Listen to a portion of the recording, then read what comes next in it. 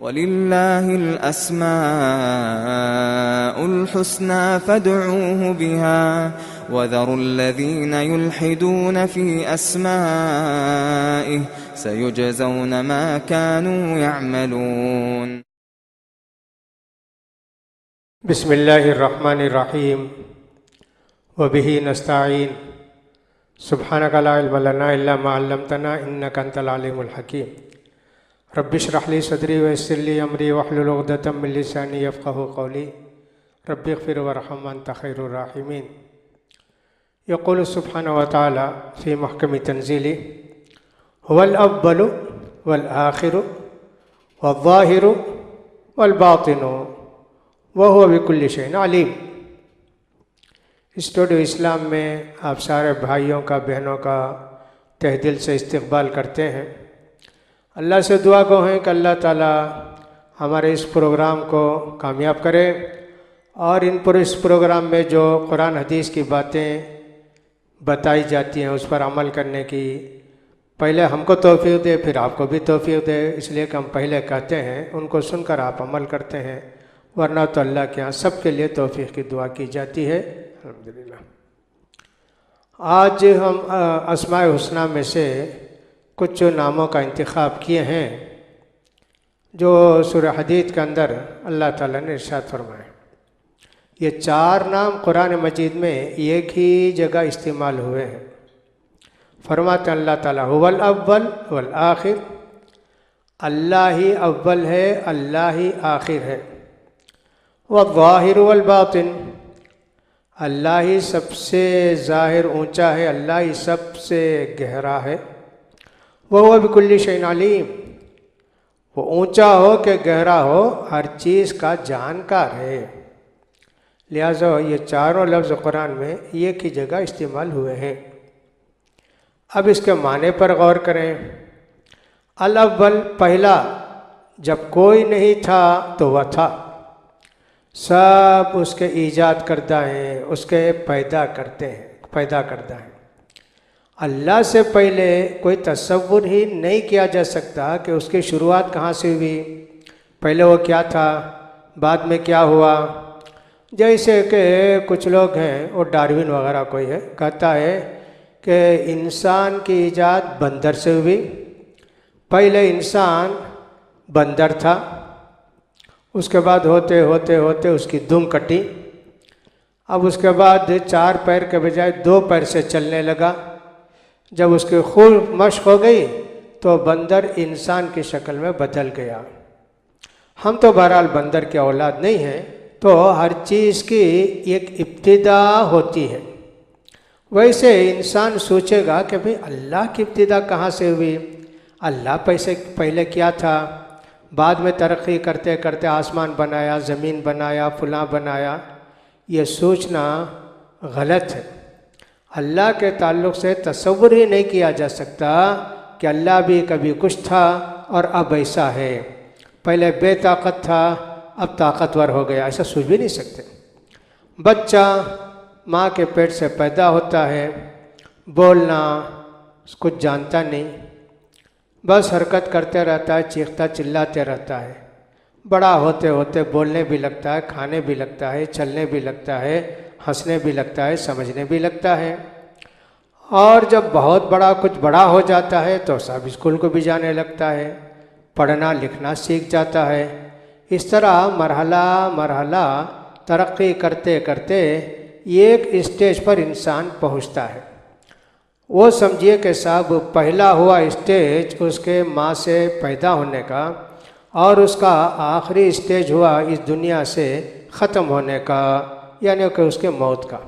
तो क्या अल्लाह के मुतल्लिक़ हम ऐसा तसव्वुर कर सकते हैं? नऊज़ु बिल्लाह। ऐसा तसव्वुर अल्लाह के ताल्लुक़ से करना यह गलत है, शैतान का वसवसा है। नबी करीम सल्लल्लाहु अलैहि वसल्लम फरमाते हैं कान अल्लाहु व लम यकुन शै, अल्लाह था, अल्लाह के सिवा कुछ भी नहीं था। तो मालूम यह हुआ कि सब अल्लाह की कोई इब्तिदा नहीं कि कहाँ से शुरू हुआ, कितने साल पहले शुरू हुआ, कुछ नहीं।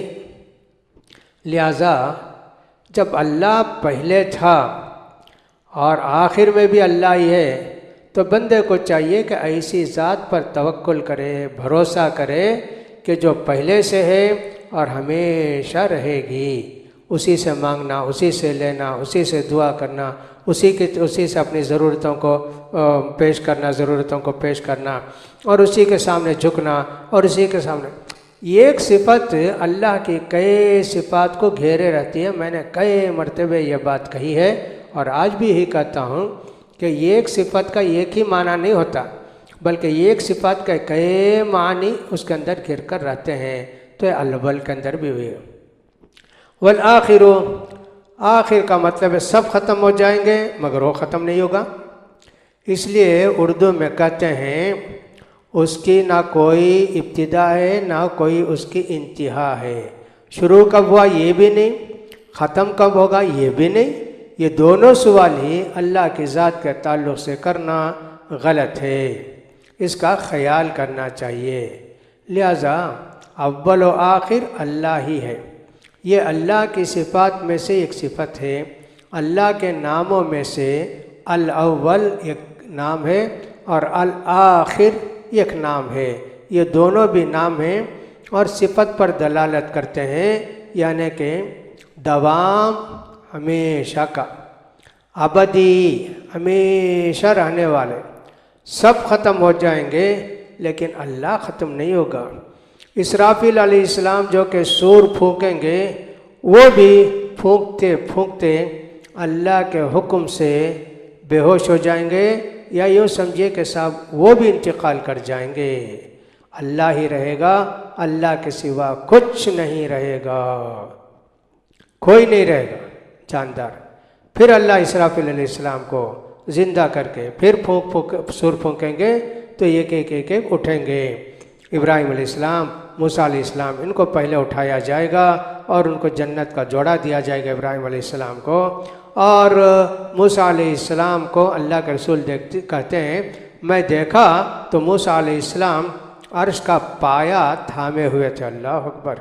उनकी वो फजीलत, लोगों ने ये भी लिखा कि साहब तूर के मौके, तूर के वाक़े में मूसा अलैहिस्सलाम बेहोश हो गए ना, उसके बदले उतनी ज़िंदगी अल्लाह ने उनको पहले दे दी, ऐसा भी उसके मुतल्लिक़ लिखा गया है।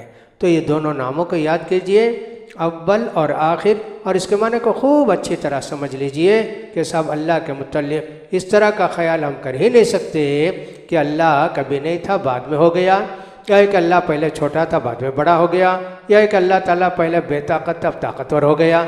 ऐसा नहीं सोचना चाहिए। अल-आखिर का मतलब भी आपने समझ लिया कि उसकी कोई इंतहा नहीं, कहाँ जाके ख़त्म होगा बोल नहीं सकते। सबको दमाम बख्शने वाला, सबको जन्नतियों के हमेशा की ज़िंदगी बख्शने वाला। अब कोई कहेगा भाई जन्नत में भी लोग हमेशा रहेंगे तो अल्लाह भी हमेशा रहेगा, क्या फ़र्क हुआ जन्नतियों में और अल्लाह में? बात यह है कि हम किसी ज़माने में नहीं थे, उसके बाद दुनिया में आए, फिर यहाँ से वफ़ात पा के कब्र में एक ज़िंदगी गुजारे, फिर उसके बाद अल्लाह ने हमको जन्नत नसीब फरमाई जो हमेशा रहने वाली है। लेकिन वो हमेशगी अल्लाह की अता करदा है, और अल्लाह की हमेशगी किसी की दी हुई नहीं है, किसी की बनाई हुई नहीं है। वो कोई मैकेनिकल इंस्ट्रूमेंट नहीं कि साहब अल्लाह ने उनको बनाकर अपने लिए हमेशा की ज़िंदगी का इंतज़ाम कर लिया। बहुत बड़ा फ़र्क है ना। ये अर्श हो कि साहब कुर्सी हो कि जन्नत हो, ये सब हमेशा रहने वाली हैं, लेकिन अल्लाह ने उनको पैदा करके उनको दवाम बख्शा है, और अल्लाह चाहे तो उनको ख़त्म भी कर सकता, ख़त्म करेगा नहीं। लेकिन ये कहना कि साहब अल्लाह को इतनी कुदरत है कि अल्लाह चाहे तो सबको ख़त्म भी कर सकता है, जन्नतियों को भी ख़त्म कर सकता है, जहन्नमियों को भी ख़त्म कर सकता है, अर्श और कुर्सी को भी ख़त्म कर सकता है। अर्श अल्लाह का मोहताज है और अल्लाह अर्श का मोहताज नहीं, लिहाजा इसका ख्याल करना चाहिए। ये दो सिफ़ात हैं, अल-अव्वल वल आखिर। नाम भी रखते हैं लोग, अब्दुल अव्वल और अब्दुल आखिर नाम रखते हैं, रख सकते हैं, इसके अंदर कोई कबाहत नहीं है, कोई बुराई नहीं है। लिहाजा ये दो नाम अच्छी तरह याद रख लीजिए, अल-अव्वल वल आखिर, और इसका माना मतलब भी जान के रखिए। अल्लाह तौफीक दे। व आखिर दावाना अनिल हम्दुलिल्लाहि रब्बिल आलमीन।